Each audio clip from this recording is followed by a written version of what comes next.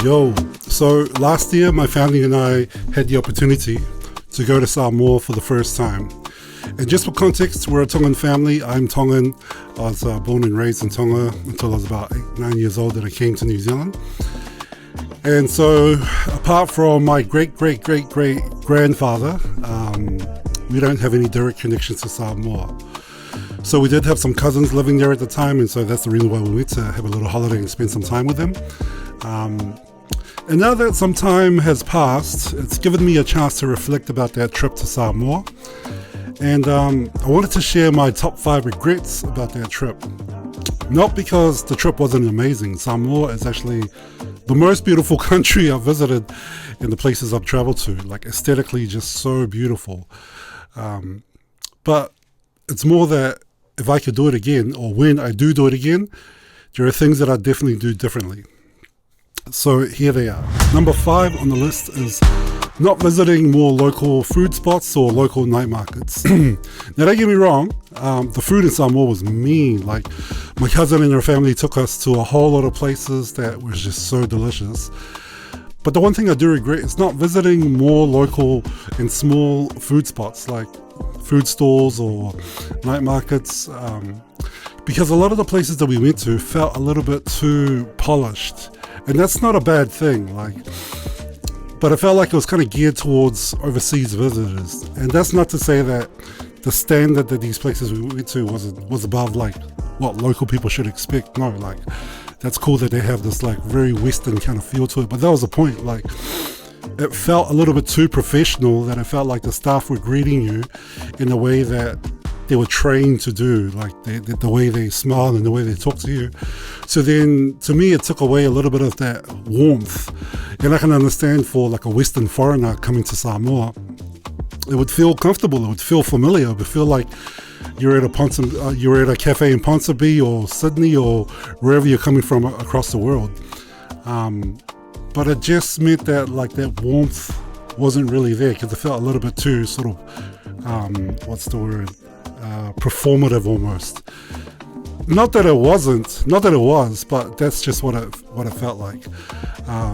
So then when we did get to visit one or two like local spots, it just felt a little bit more, I don't want to say authentic, but it just felt different.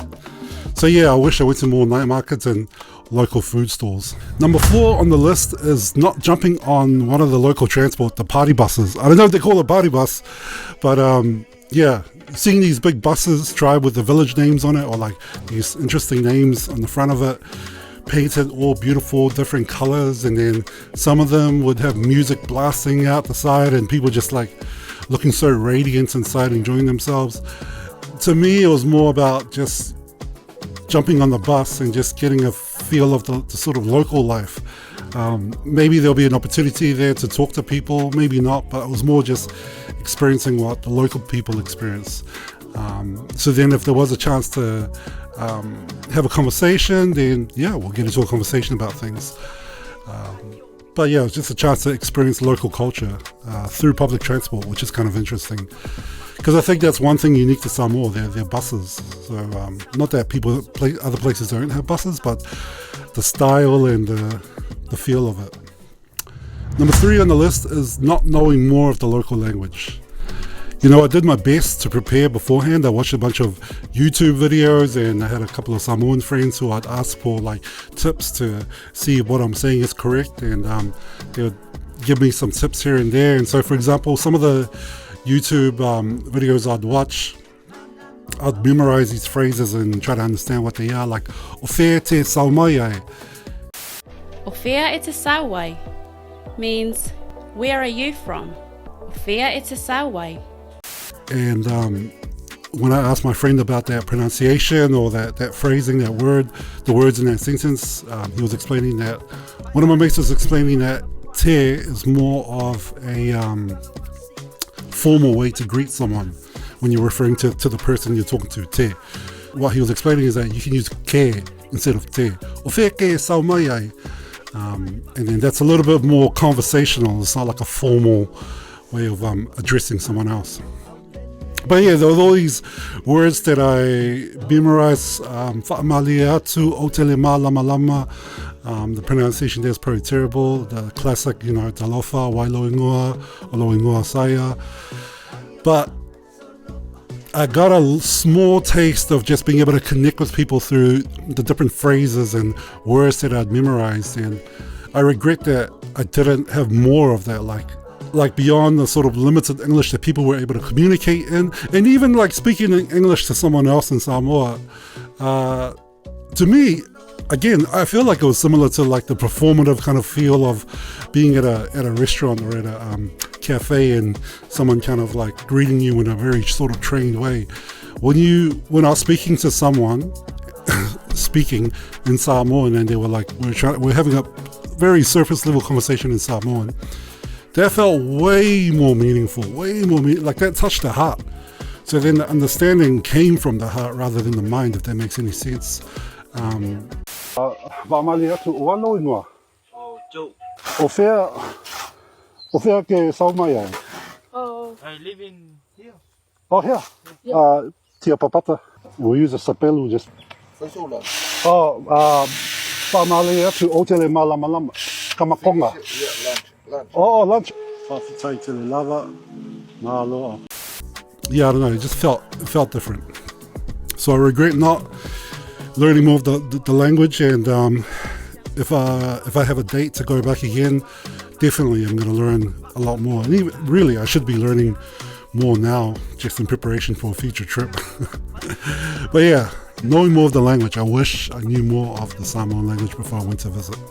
It's true for any other country that I would go to. Like I want to learn a bit more of the language to be able to connect with the people a lot better. Regret number 2, not staying long enough. It was a 1-week trip. My family stayed there for 8 days I think. I had to leave early because I had a meeting to attend to, and so that meant 2 things.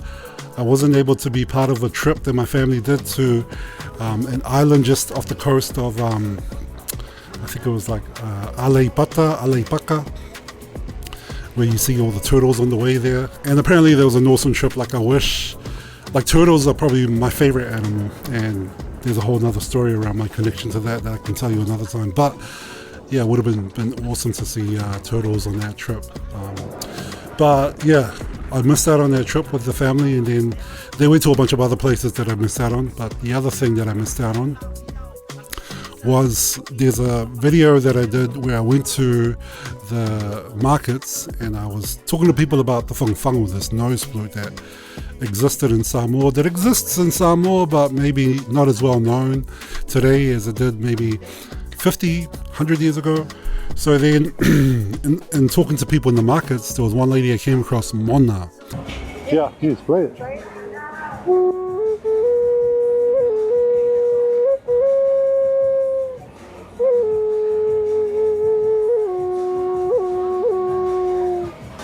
Yeah, so this is from Tonga, but it's in Samoa as well. Have you seen it before?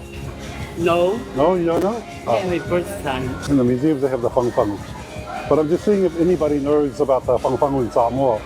So what do you think? You can show us? I'll make you one. One. I'm gonna go to the Tia Papata Art Center today to get some ofe, because this is from the ofe. And then I'll make some, and if I come back I'll give you one. Yeah, thank you. O aloingoa? Mona. Aloingoa saya. Unfortunately, that was the same day that I was leaving back to New Zealand, and I couldn't come back and fulfill my promise of giving her the whangwhangu. Fortunately, my family were here a few more days, and so my wife was able to go back with one of the whangwhangu that I made in Te Papaka and present it and gift it back to Mona. Tonight, tomorrow, and Monday, the holiday. Thank you so much. You're welcome.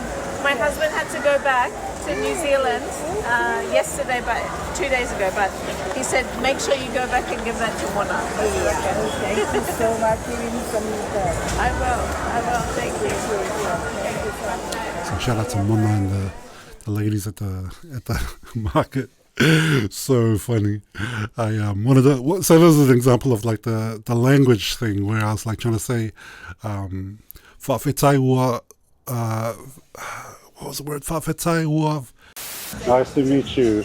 Was it Whawhetai ua tā whewhenua? And then one of the ladies, not Mona, one of the ladies was like, oh, whawhetai lua ua peu. Malo, Vita. I'll come back. Don't hear what she say. Well, what did she say? Lua ua peu. Okay, cheeky. Or something like that. And they started cracking up, and it had to do with something like boyfriend or wanting to be your partner, or I don't know exactly what it was. But yeah, again, like that language, like that hits a lot deeper than trying to communicate in a language that's not indigenous to us, if that makes sense. Because I grew up obviously learning Tongan as a first language in Tonga. But yeah, that's a regret that I have. I definitely spent far longer time in Samoa. Like 5 days definitely isn't long enough. 8 days, 7-8 days isn't long enough. Like 2 weeks. So that brings me to my final regret. You know, the amount of time that we spent there meant that we didn't get to do all the things that would have been nice to do, which includes visiting Savaii. And that's the number one regret. When I came back from Samoa and I was sharing all these videos of Samoa, if you go back to the videos on Samoa on this YouTube channel, you'll see a whole lot of people talking about Savaii and saying, oh, did you visit Savaii? And then even on like videos that I'd post on other social media platforms, everyone was saying, man, you need to go to Savaii. That's the real Samoa. If you think Upolu is beautiful, Savaii is something different. So yeah, that's the number one regret. Not being able to go to Savaii, and it'll be number one on the list if we ever get to go back to Samoa. And I shouldn't say ever. I'm definitely going back to Samoa. I don't know when, but that's definitely going to be a thing I have to do again, because honestly, the beauty of Samoa just, it was, unexpected. And I share this as a reflection in one of the videos, like just unexpected.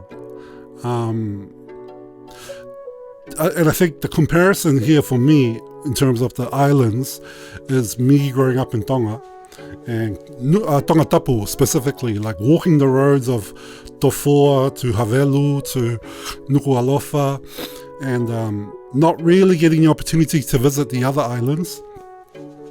Maybe going to Vava'u when I was like really young, but for the most part just spending most of my time in Tonga Tapu.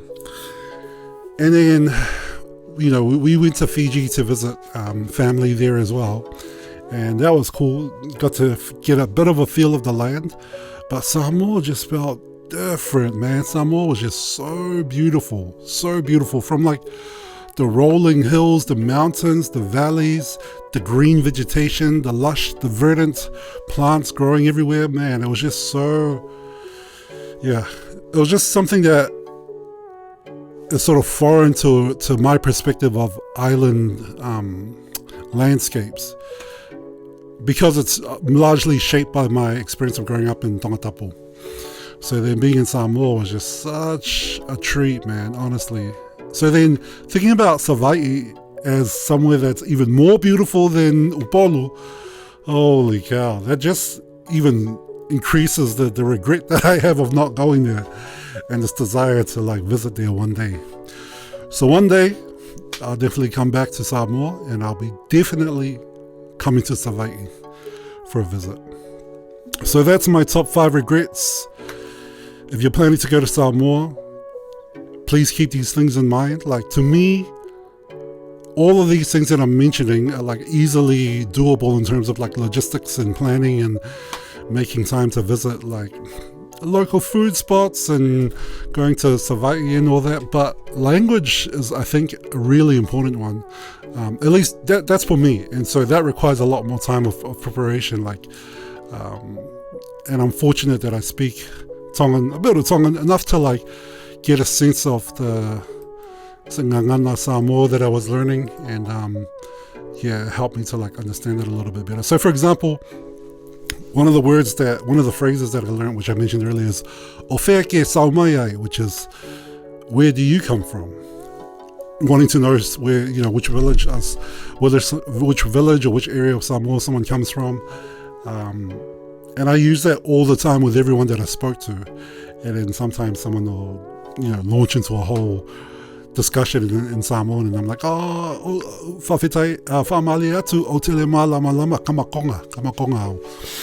Anyway, Ofea ke Samoa is interesting, and thinking about this similarity, this benefit of understanding Tongan or having a foundational basis of the Tongan language. So then in Tongan, you would say, "Okay, how mai me fe?" Okay, how me fe? And that's a very conversational way to ask the question of where do you come from.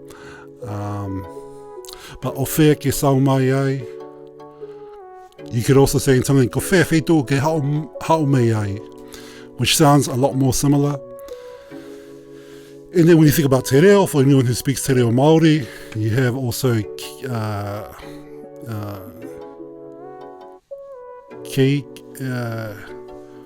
no he akwe. And even in terms of where, it's like ke he akwe. That's more like, I think that's more like where are you? But here, ko whe, Ofea ke Samoa, all these things sound so similar because they're obviously all related. But yeah, I think this idea around language, and if you have knowledge of a specific language that's in that sort of Proto-Polynesian, whatever you call that languaging group that all of these Polynesian languages sit under, then it makes it a little bit easier. So yeah, if you're Tongan, Māori, and you have some sort of conversational knowledge of the language, then it'll make it a little bit easier to learn some phrases and memorize and understand some phrases. But anyway, that's the video. We'll wrap it up there. Whawhetai tele lava. To my Samoan friends who are helping out with some of the tips that they gave me with learning some of the Samoan words and phrases and correcting them, or just giving some tips. Whawhetai lava, malofi sosoani, if that makes any sense. But thank you everyone for tuning in. We will catch you next time. Peace.